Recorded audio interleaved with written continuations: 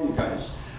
Today we're going to be looking at how to write a memoir. So I'm going to give you this little handout first of all, and at the bottom of the handout I want you to jot down a couple of notes about what you already know about how to write a memoir is, actually, what a memoir is. And you can just write it, put your name at the top of that paper, and I'll explain that in a second what that is after we look at what a memoir is.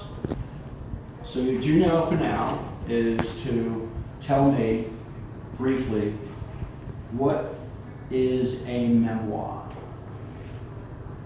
Do you have any prior knowledge about that? No? You've never heard of it before? Okay, write that down. Never heard of this before. Anybody else? Andy? I know. Okay, let's get working. I know what it is. Okay.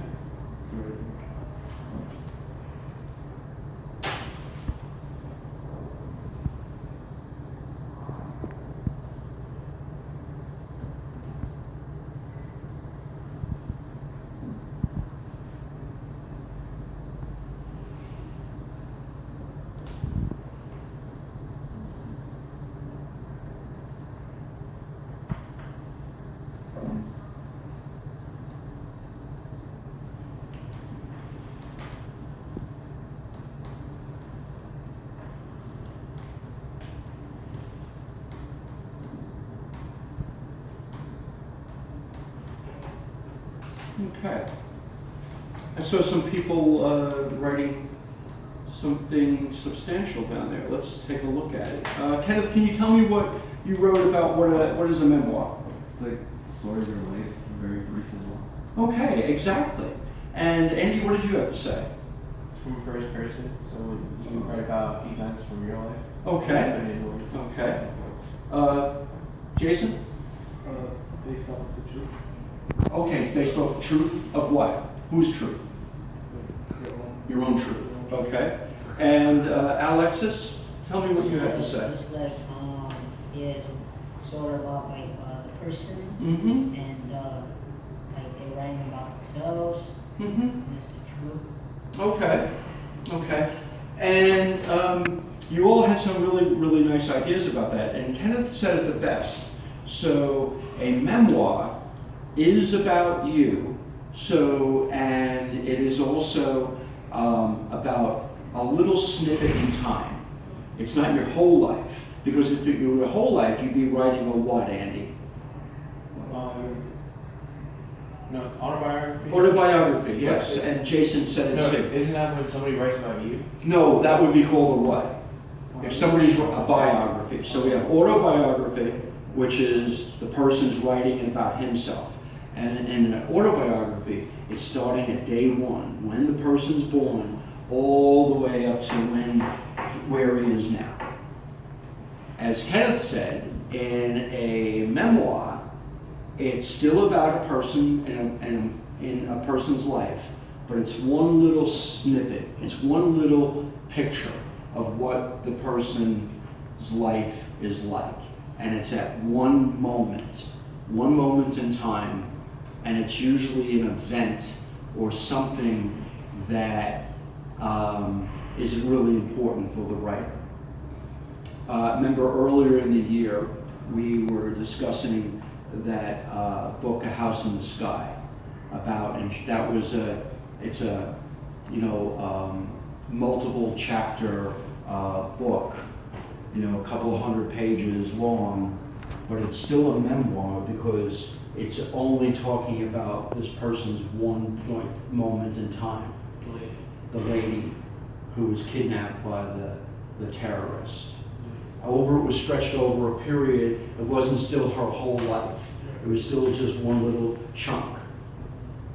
So I've given you that handout. Good job on that do now there. And the handout, let's take a look at it. And this is tips for starting the memoir. Okay?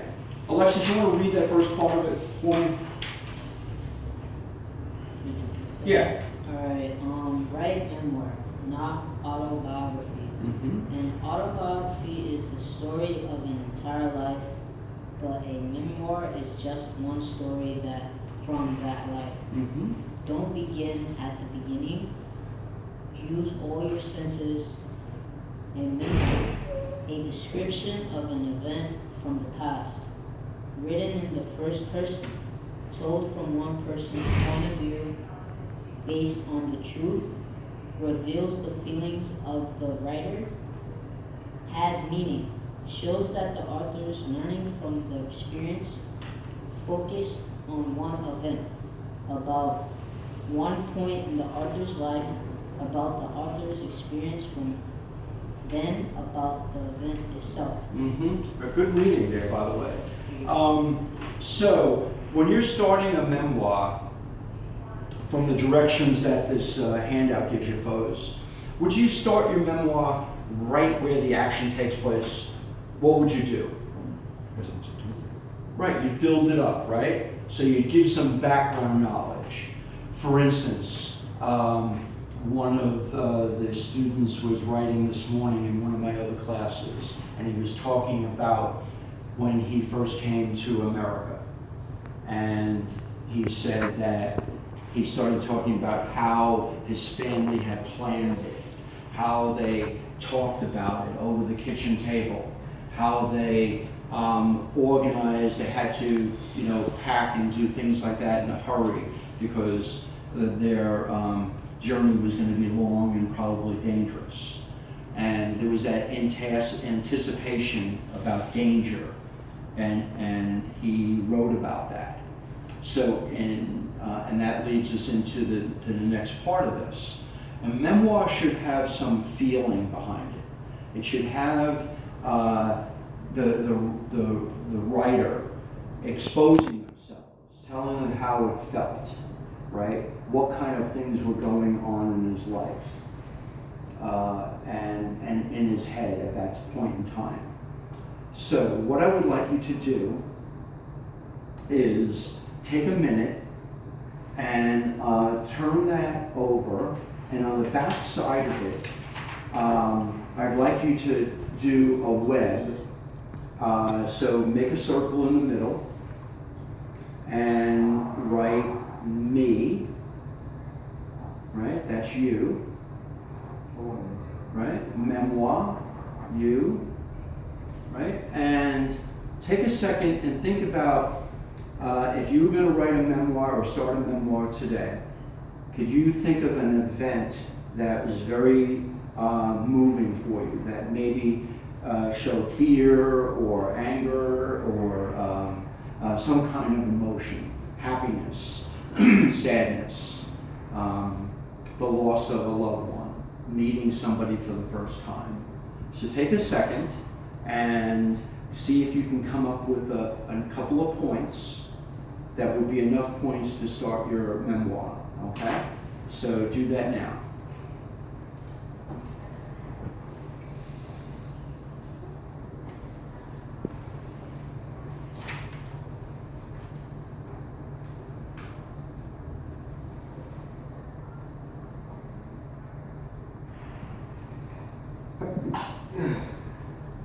Bless you.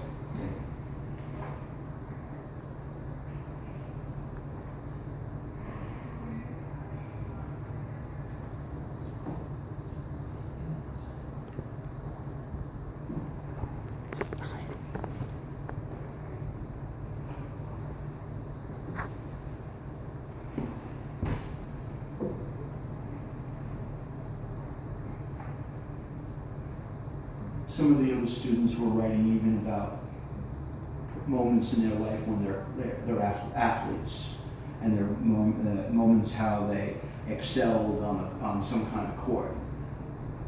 Fellows, you want to sit up, please? And get back to work. Thank you.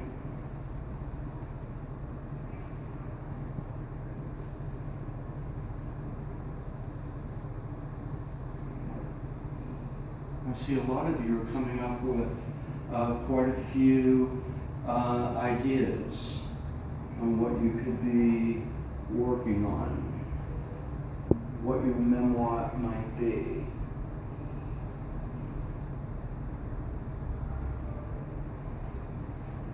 Okay. So what do you think the next step would be in this process of writing, Andy? Process of rumination. No, in the process of our writing. So you guys are going to be organizing your thoughts now. You just organized your thoughts. What do you think the next step would be? What are we organizing our steps for? I mean, I'm just gonna go with what I think. you know. No, I understand that. What do you Possibility. think? But why are we doing this? Why are you organizing your thoughts? So you have options to choose. You have a variety Of what? of memories. Yes, and you're going to put those memories in what, Kenneth? Like a brief explanation or description of what happened. Yeah, a memoir doesn't have to be, it could be, like I just explained, in the House in the Sky. It's a couple of 100 pages long. And, and for our purposes, we might only have a half a page to a page after we fill it in. So, let me ask you one more question before we get into this. So, if the story is the main part of the story is going to be someplace down the line, you have to build up to it, right? You're going to have to set the story up. You have to put it in motion. You don't want all your action to be right up front, okay? So, all right, you guys did a good job on that. Let's take out some paper and let's see if we can get our first couple of lines down. Do that now.